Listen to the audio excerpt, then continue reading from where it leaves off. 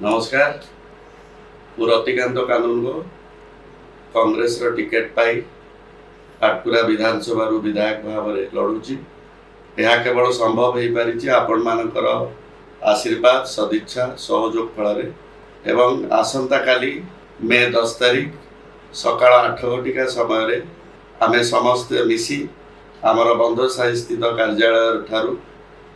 एठिकार मोर ग्राम देवती माँ क्षेत्रपाल आशीर्वाद नहीं आमे खर्दा साही ही चांदोल ही डेराविसी बजार ही केन्द्रापड़ा तीनिमुआणी रे पहुँचवा एवं सेठी 11:30 भितर आमे सब कलेक्टर कार्यालय रे आमर प्रार्थी पत्र दाखल करवा। यही परिप्रेक्षी रे मु आपण समस्त को अनुरोध करने चाहे आपण माने सबु किछि भूली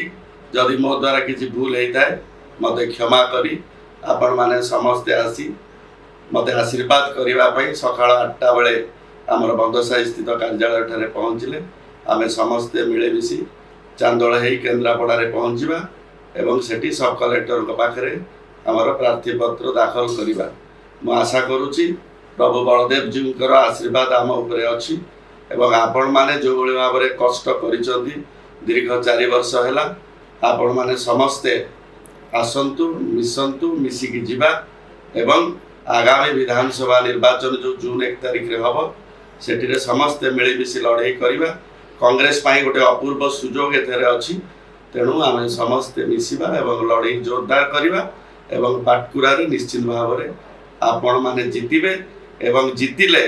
एटा कांग्रेस दलर विजय हेबो आपण मानकर विजय हेबो पाटकुरार समस्त स्वाभिमानी भोटर भाई भौणी मानकर विजय हेबो। नमस्कार।